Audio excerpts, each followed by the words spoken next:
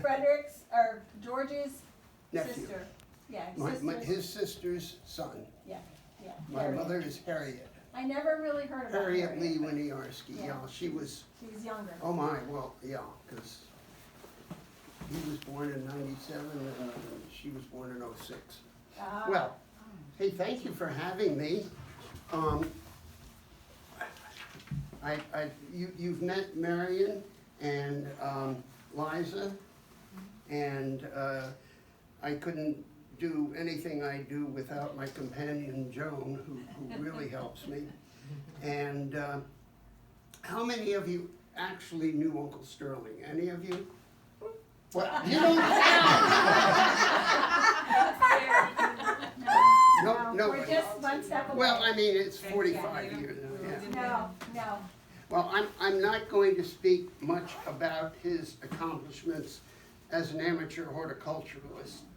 I mean, they are well documented right outside here in the beautiful garden. I mean, there are 385 species of catalog daffodils, 2,000 azaleas, of which 1,500 are gable azaleas, and 160 varieties of rhododendrons and countless wildflowers. And I'm not sure how accurate that is, but that's what I read in a pamphlet that was written.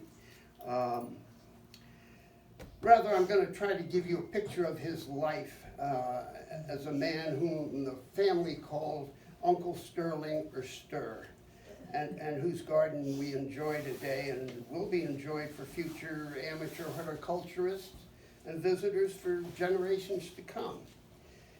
He was born in Kansas City, Missouri on June 25th, 1897. His father worked for the Railway Express at that time, I believe. He had begun, his father, George, had begun his career as a brakeman with one of the railroads and worked his way up. And they came to Rutherford, New Jersey in 1906 or possibly early 1907. My mother was born on November 3rd, 1906. And I don't know whether they would have traveled right after she was born or waited till '07. And they came because his father took a position in the home office of the Railway Express Agency. Do any of you have any idea what the Railway Express Agency was? The Railway Express Agency was the forerunner of FedEx. They would come to your home, and if you had a trunk that you wanted to send to a child in college or any kind of a huge package, they would come to your house and take it from you. They'd take it to the station, put it on a train, and then it would ultimately make its way to its destination. And of course, once airplanes came into being and flying, and there was a fellow and I don't know his name, in New Canaan, who started an air express business. And I remember he went around and got people in town to buy shares in the company. And I can't think of his name now, or the company's name. Yeah. But anyway, that was the end of the Railway Express. He graduated from Rutherford High School in 1916, and he was a writer. He was editor of the school publications and even the football programs, as you can see in my binder. He didn't play football, and I think that was because he had a bad knee, and he had it operated on at some point when they moved up here to Connecticut. Probably in this day and age, they'd have done a replacement, but back then they, of course, couldn't. And after high school, he followed his older brother, Frederick, to Hamilton, which I also attended. And he was due to graduate in 1920, and I found evidence that at Hamilton, he was elected to the literary board, so that his love of writing and so forth continued in college. And he developed pneumonia, and I think it was maybe after his junior year. And he was sent down to Virginia to his cousin Bobby Lee's farm in Virginia to recover. And he spent a year there. And when he came back, he entered Cornell. And he studied, I believe, agriculture there. Cornell is both, as you may know, it's a land grant, but it's also a private college, university. Anyway, he graduated, I believe, in 1922. I don't have any evidence, but I'm just guessing that. And he married Olive Wagner, who was a classmate of his in high school, on September 19th, 1925. And they had no children because Aunt Olive had type 1 diabetes.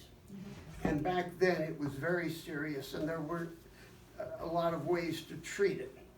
I can remember at one point she was hospitalized in New York as a result of it. And she stood about 5'7".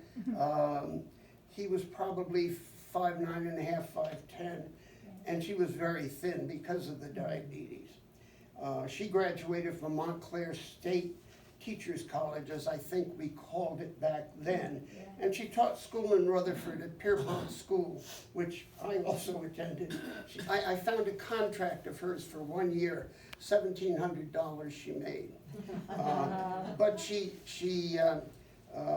left the teaching after that year because they were getting married in September.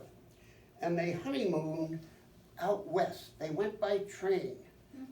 And they took an extensive trip out west, and in here I have pamphlets that you can look at if you want from a lot of the places they went to. Pikes Peak, for example, and I thought, well, how did they get up Pikes Peak? Well, it was a cog railway. So they did not, I don't believe, have a car, so they had to travel by train everywhere, and they took this extensive trip. And you know, for every action, there's a reaction. Isn't there something in physics about that?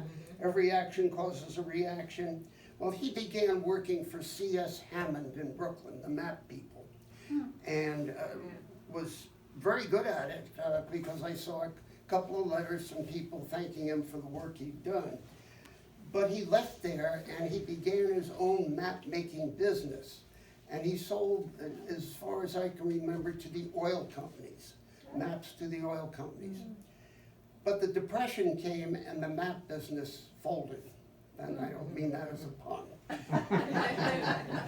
But his father, who at that point had moved well up in the Railway Express Agency, he would become, before he retired, a vice president in charge of traffic, which would have been a big, big position. Probably today he would have gotten $1 million bonus for it. But so he had some clout, and he got Uncle Sterling a job there. And Uncle Sterling eventually became assistant to the president of the Railway Express Agency. I don't think it was a job that he was really excited about, but back then he was happy to have a job. And he stayed with it until he retired in 1962. But it was on the east side, around 3rd Avenue, and from Rutherford. At this point, he and Aunt Olive were living in Rutherford, and it was a long commute. You could go by Erie train from Rutherford, but then you had to make your way all the way up the east side to the offices. So it clearly was not a great commute, which is why they moved to Connecticut, to New Canaan, because it was easy enough to hop on the New Haven Railroad and be down at Grand Central, and then it was a hop, skip, and a jump. But they always returned for Thanksgiving and Christmas dinners. They probably returned other times, but I remember them specifically coming at Christmas and Thanksgiving. And I loved cars. Here's somebody coming in. I loved I loved cars. They had a 1940 Studebaker, which caused my fancy. And I even remember the license plate, G896 was the license plate. And I remember coming here in 1943, on the 4th of July weekend. It rained a lot. And I stayed upstairs in a bedroom that had a red linoleum floor. And I thought that, do you remember the floor?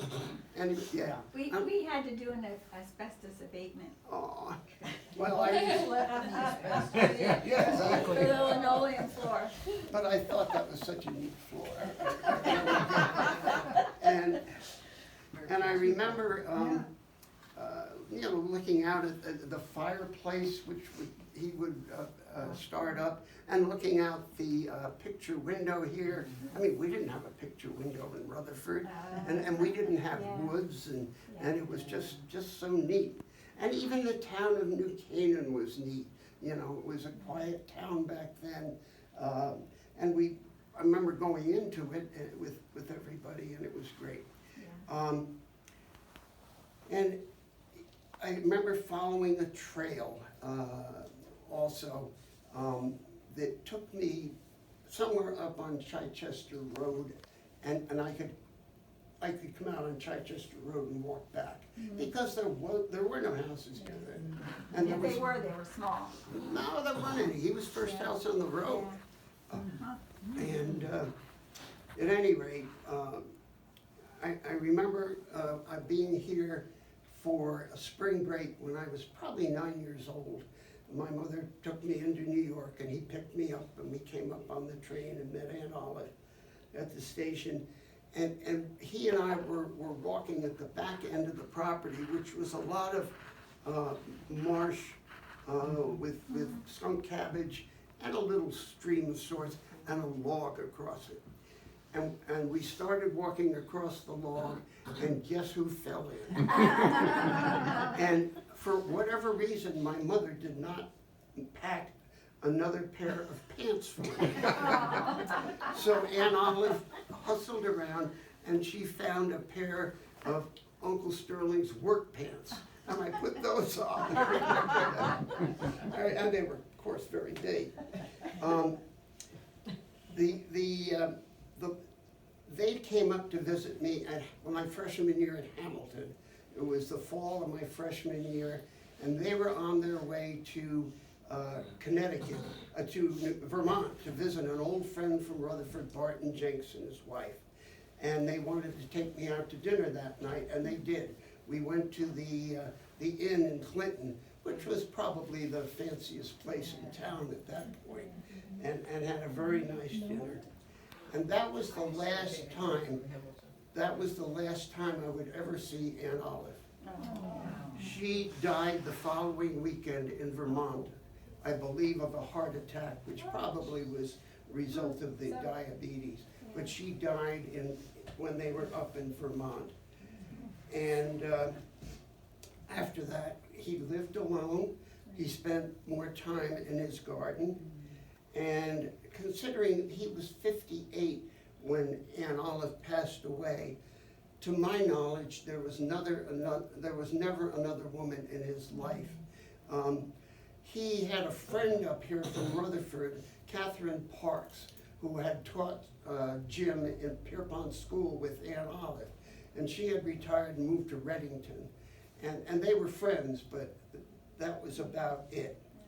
I can recall bringing my girlfriend at the time down in the fall. Her name was Sue Trost, and I would later marry her.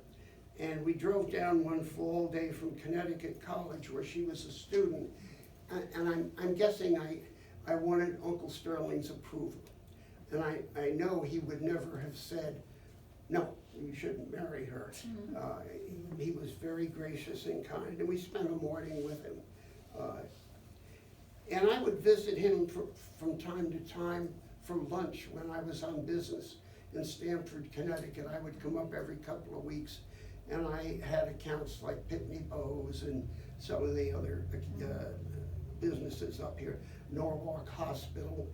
And At any rate, I would come over for lunch, and lunch was always Campbell's soup, which he took out of a jar and put in a pan and heated up, and a peanut butter and jelly sandwich. And maybe if he had them, a cookie. So that was lunch. And I would bring azaleas back because at that point we had moved to Hohokus, and we had about 3/4 of an acre, and I wanted to make some of it wooded, and so I would cart back azaleas, and he, I guess, gave me 1 or 2 free, but then he charged me $4. By 1974, he really had stopped traveling for holidays. Before that, he had, I remember when he had the bus, he came for Thanksgiving one year. So this was his bus? That was the bus, the famous bus. And he would come, he came in the bus at Thanksgiving, and he let me drive it back here. Because Sue followed me back with our station wagon, and the boys were with me, and we loaded it up with wood, our station wagon, and drove back to Hohokus. Now, he got the bus, he told me, because he was head of the American Daffodil Society. And this, he wanted to be able to transport the women who were at the Daffodil Society convention to wherever the convention was. So from their hotel. So he got the bus. And I loved the bus, and I wished I'd bought it from him. It has a name called the Scarlet Leader. Yeah. He, as I say, his life became the memorial garden. We all tend to grieve in different ways, and I think his was developing this garden for Olive. And he worked out there, as you know, a lot. He was a founding member of the American Daffodil Society and its executive secretary and editor of their newspaper, there again, the writing, and for many years. And the stationery for the American Daffodil Society read 89 Chichester Drive. When we first came up, it was 17 Chichester Drive, but because of the houses, they changed the numbers. So I knew it originally as 17.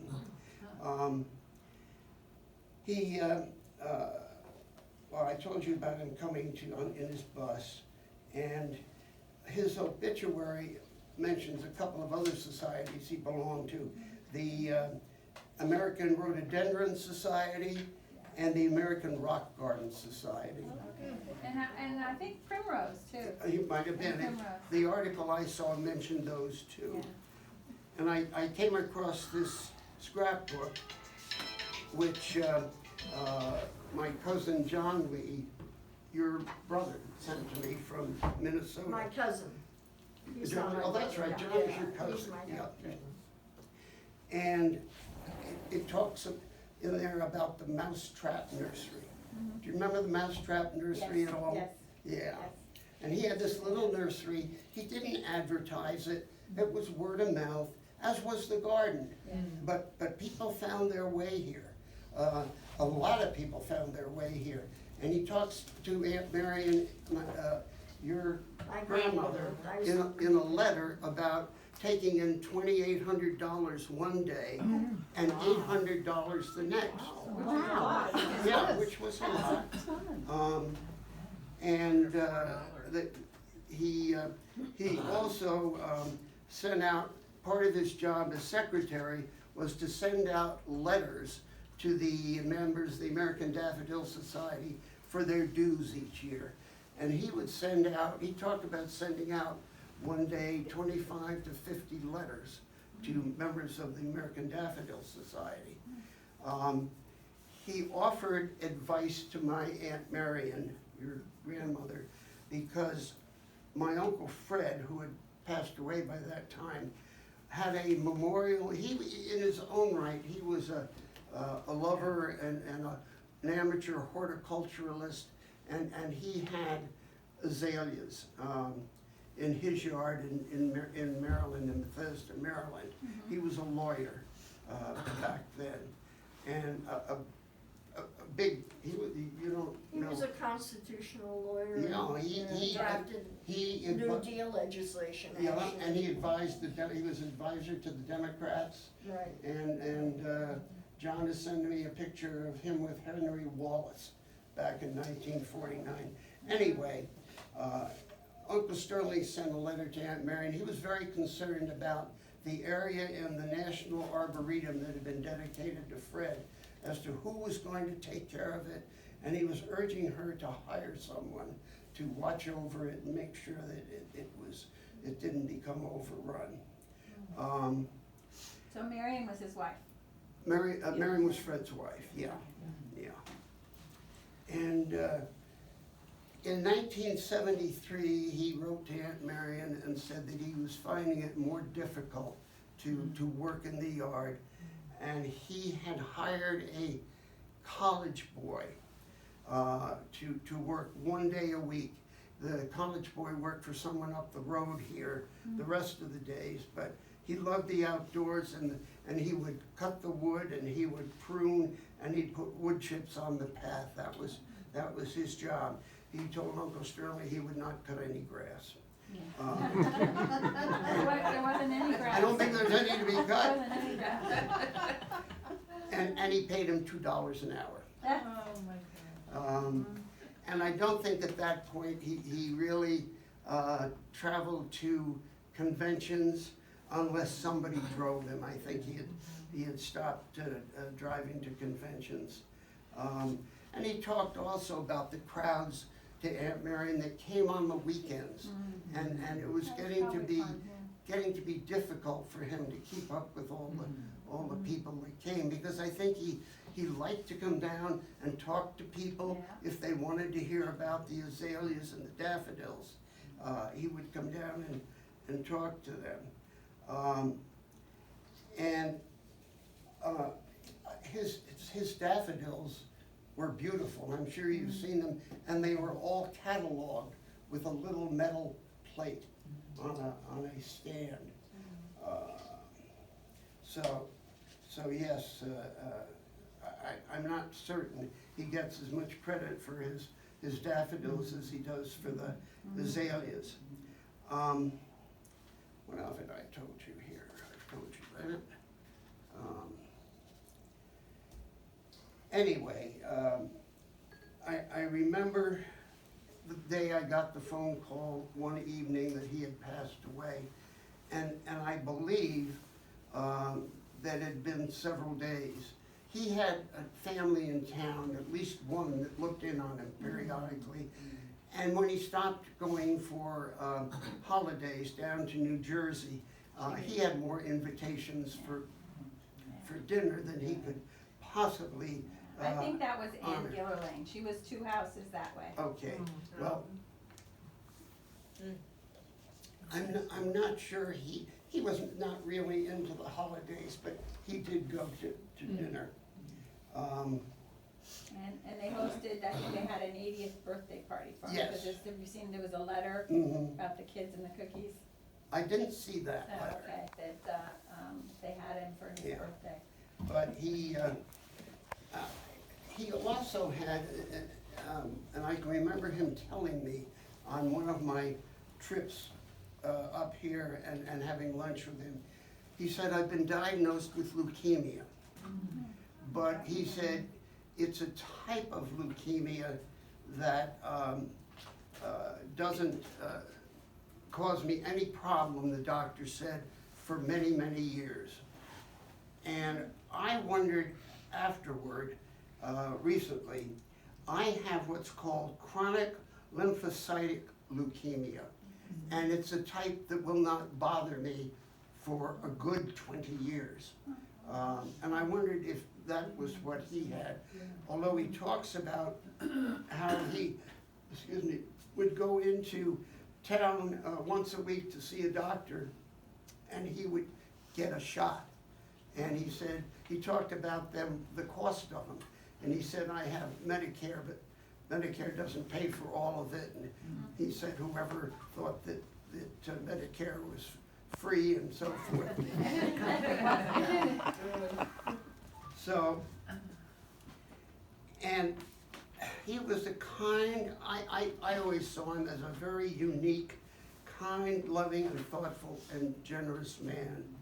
And he was a leading amateur horticulturalist in his time. And I think he was happiest working in his garden. And you could hear him when he was happy, he would go, die-dum-dee-dee. and you kind of knew he was die-dum-dee-dee. and all of you in the garden club have continued his work, and generations after all of us will come and enjoy this. And whether they're amateur horticulturists or just lovers of beautiful flowers and shrubs. And I am eternally grateful to all of you for keeping this up. It so easily could have not been kept up, but it's just amazing to see it now and the work that all of you have done. And now I would just say to you in closing, close your eyes and try to picture George Sterling Lee working in his garden and humming, die-dum-dee-dee. You have a new song, Faye. Yeah, and God bless you all. Oh, really? Now, on the phone, you mentioned some of the neighbors, that we had famous Oh, neighbors, yes, I should, right? I want to tell you about, well, I'll tell you about two neighbors. I skipped over one. And I'll tell you about, there was a fellow up the road named Malcolm Brindley. Malcolm Brindley, here's my love for cars again. Malcolm Brindley had an old car, a roadster, and it was shaped like a boat. And you'd see him driving down the road in it, and I thought that was so neat. And he lived somewhere up the road here, Malcolm Brindley. Next door lived Faye Emerson at one point. Do you have any idea who Faye Emerson was? No. All right. She was a television and movie personality. And at the time, she was married to a band leader named Skitch Henderson. Okay? And they, for a short time with, I think it was his son, Scoop, lived next door here. And here is a letter that he wrote to her, which you'll get a kick out of. Miss Faye Emerson, care of National Broadcasting Company, New York, New York. Dear Miss Emerson, you get a good many letters from your listeners, so there is probably, she had a radio show, I think, so there is probably no reason not to expect one from the man next door. My bucolic message is a warning that you share your ridge in Connecticut with a couple who were observers of the passing scene in nature, and any comments along this line which you make over the air are apt to be received at noon and retold at supper with all of the genial condescension which only those who have lived in the country for all of 13 years can muster toward more recent recruits to rustic life. Mind you, such recruits are very welcome, if only because they tend to confirm the decision we made long ago. But we old-timers tend to get a trifle captious and impatient. For instance, Miss Emerson, you observed the other day that you did not know a catbird and had never heard it meow.